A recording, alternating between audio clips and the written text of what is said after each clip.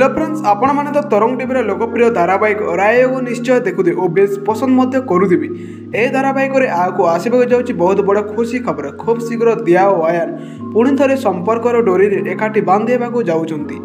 आयान दिया विरुद्ध कर समस्त षड्यंत्र विषय जाणी जाइछन्ति और खूब शीघ्र परिवार सामने को आने जाऊँगी। तेरे कौन है आगे सबकि आपण मैंने भिडियो जानवा पाई एपाई भिडियो को शेष जाए देखूँ।